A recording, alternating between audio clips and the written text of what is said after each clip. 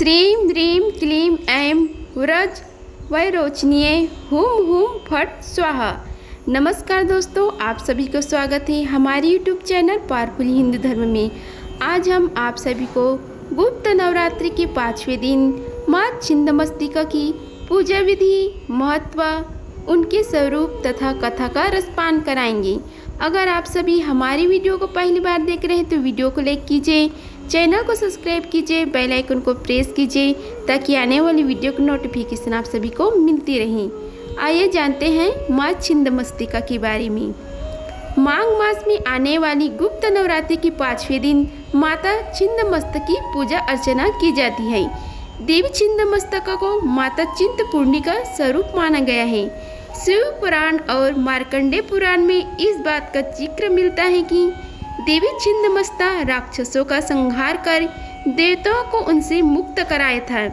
यह भी माना जाता है कि देवी छिन्नमस्तिका की पूजा करने से मनुष्य को समाज में सम्मान और प्रतिष्ठा प्राप्त होती है और साथ ही सुख और समृद्धि का वरदान मिलता है। पूर्व भारत में जैसे पश्चिम बंगाल, झारखंड, उत्तर प्रदेश और नेपाल में इनकी विशेष रूप से पूजा की जाती है।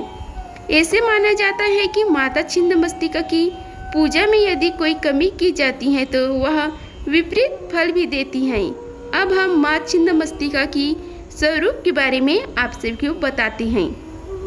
छिन्नमस्तिका 10 महाविद्याओं में से एक मानी जाती है। माता छिन्नमस्तिका को ही प्रचंड चंडिका भी कहा जाता है। हिंदू धर्म के सभी देवी देवताओं में सबसे अलग देवी छिन्नमस्तिका का स्वरूप है। पौराणिक मान्यता के अनुसार छिन्नमस्तिका देवी 3 गुणों सात्विक, राजसिक तथा तामसिक का प्रतिनिधित्व करती है। अब हम आप सभी को माता की पूजा विधि के बारे में बताते हैं। माता छिन्नमस्तिका की पूजा करने के नियम कुछ इस प्रकार है। स्नान करने के बाद पूजा घर में दक्षिण पश्चिम दिशा की ओर मुख करके नीले रंग के आसन पर बैठें।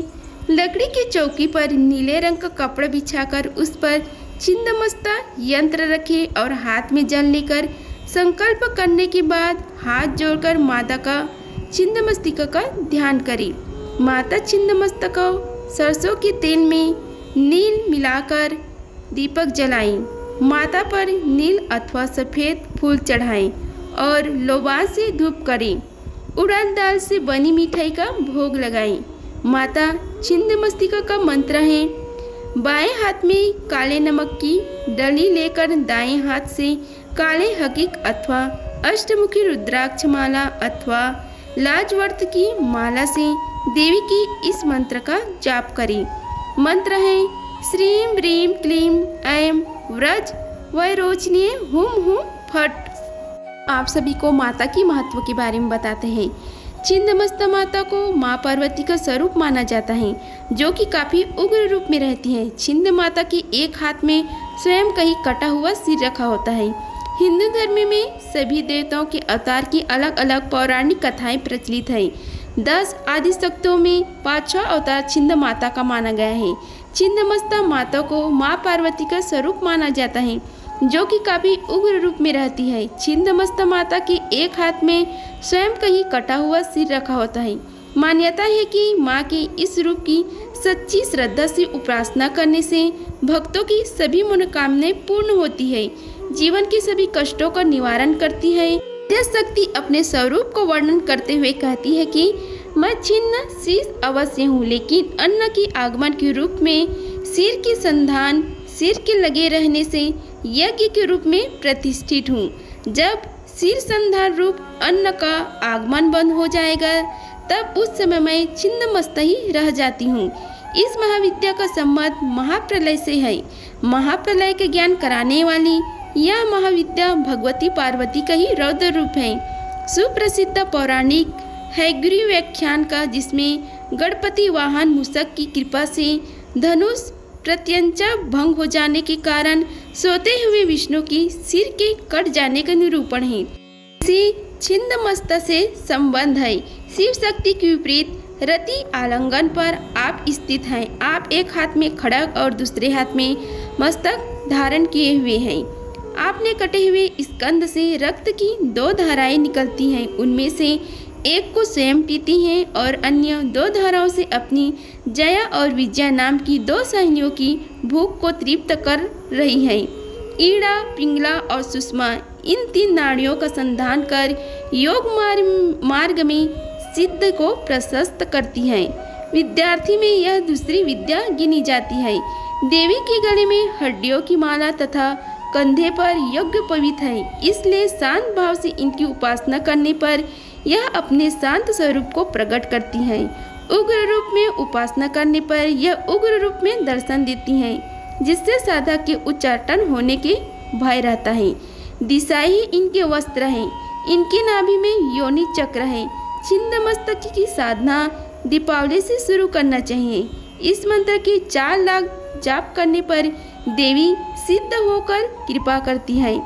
जाप का दशान हवन, हवन का दशान तर्पण, तर्पण का दशान मर्जन और मर्जन का दशान ब्राह्मण और कन्या भोज कराना चाहिए। अब हम आप सभी को माँ की कथा का रसपान कराते हैं। आइए रसपान कीजिए कथा का। एक बार माँ पार्वती अपनी 2 सहचरियों के साथ भ्रमण पर निकली। इस दौरान माता पार्वती की रास्ता में मंदाकिनी नदी में स्नान करने की इच्छा हुई। माँ पार्वती ने अपनी सहचरियों से भी स्नान करने को कहा, परंतु दोनों ने स्नान करने से इनकार कर दिया और कहा कि उनको भूख लग रही है। इस पर माता पार्वती ने उनको कुछ देर आराम करने को कहा और स्नान करने चली गई। माँ काफ़ी देर तक स्नान करती रही। इसी बीच दोनों सहचरी कहती रही कि उनको भूख लग रही है, लेकिन माता ने दोनों की बात को अनसुना कर दिया। इस पर दोनों सहचरियों ने माता से कहा कि माँ तो अपने शिशु का पेट भरने के लिए अपना रक्त तक पिला देती है, परंतु आप हमारी भूख के लिए कुछ भी नहीं कर रही हैं।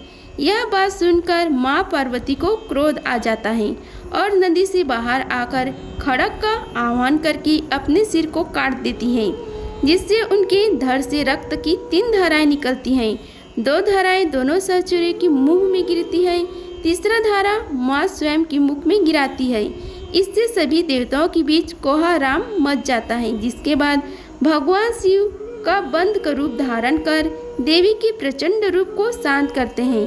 तब से माँ पार्वती की इस रूप को छिन्नमस्ता माता कहा जाने लगा। आज छिन्नमस्तिका की शक्तिपीठ के बारे में आप सभी को बताते हैं।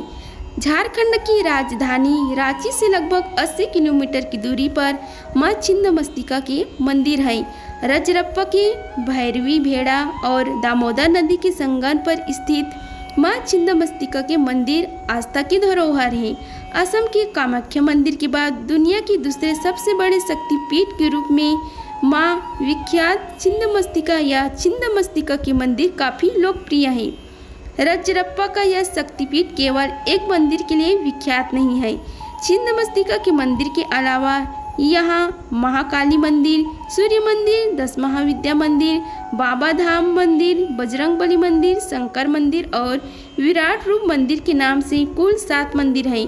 पश्चिम दिशा में दामोदर तथा दक्षिण दिशा से कल कल करती भैरव नदी का दामोदर में मिलना मंदिर की खूबसूरती में 4 चांद लगा देते हैं। दामोदर और भैरवी के संगम स्थल के समीप माँ छिन्नमस्तिका का मंदिर स्थित है।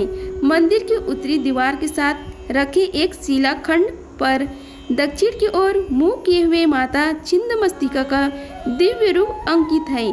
माँ छिन्नमस्तिका की महिमा की कुछ कथाएं प्रचलित हैं, जो आप सभी को आज हम बताते हैं। प्राचीन काल में छोटा नागपुर में एक रज नामक एक राजा राज करते थे। राजा की पत्नी का नाम रूपमा था। इन्हीं दोनों के नाम से इस स्थान का नाम रजरूपमा पड़ा, जो बाद में रजरप्पा हो गया। एक कथा के अनुसार एक बार पूर्णिमा की रात में शिकार की खोज में राजा दामोदर और भैरवी नदी के संगम स्थल पर पहुँचे। रात्रि विश्राम के दौरान राजा ने स्वप्न में लाल वस्त्र धारण किए तेज मुखमंडल वाली एक कन्या देखी। उसने राजा से कहा, हे राजन, इस आयु में संतान न होने से तेरी जीवन सुना लग रहा है। मेरी आज्ञा मानोगी तो रानी की गोद भर जाएगी। राजा की आंखें खुली तो वे इधर उधर भटकने लगे। इस बीच उनकी आंखें स्वप्न में दिखी। कन्या से जा मिली। वह कन्या जल की भीतर से राजा के सामने प्रकट हुई। उसका रूप अलौकिक था। यह देख राजा भयभीत हो उठे। राजा को देखकर वह कन्या कहने लगी, हे राजन, मैं छिन्नमस्तिका की देवी हूँ। कलयुग के मनुष्य मुझे नहीं जान सके हैं, जबकि मैं इस वन में प्राचीन काल से गुप्त रूप से निवास कर रही हूँ। मैं तुम्हें वरदान देती हूँ कि आज से ठीक 9वें महीने तुम्हें पुत्र की प्राप्ति होगी। देवी बोली, हे राजन, मिलन स्थल के समीप तुम्हें मेरा एक मंदिर दिखाई देगा। इस मंदिर के अंदर शिलाखंड पर मेरी प्रतिमा अंकित दिखेगी। तुम सुबह मेरी पूजा करो। ऐसा कहकर छिन्नमस्तिका अंदर ध्यान हो गई। इसके बाद से ही यह पवित्र तीर्थ रजरप्पा के रूप में विख्यात हो गया। एक अन्य कथा के अनुसार एक बार भगवती भवानी अपनी सहेलियों जया और विजया के साथ मंदाकिनी नदी में स्नान करने गई। स्नान करने के बाद भूख से उनका शरीर काला पड़ गया। सहेलियों ने भी भोजन मांगा। देवी ने उनसे कुछ प्रतीक्षा करने को कहा। बाद में सहेलियों की विनम्र आग्रह पर उन्होंने दोनों की भूख मिटाने के लिए अपना सिर काट लिया। कटा सिर देवी के हाथ में आ गिरा। वह गले से 3 धाराएं निकली। वह 2 धाराएं को अपनी सहेलियों की ओर प्रवाहित करने लगी। तभी से छिन्नमस्तिका कही जाने लगी। अगर आप सभी को हमारी वीडियो पसंद आई होगी तो वीडियो को लाइक कीजिए, चैनल को सब्सक्राइब कीजिए और कमेंट बॉक्स में जय मां छिन्नमस्तिका लिखिए। धन्यवाद। मिलते हैं अगले वीडियो में। तब तक के लिए जय मां छिन्नमस्तिका।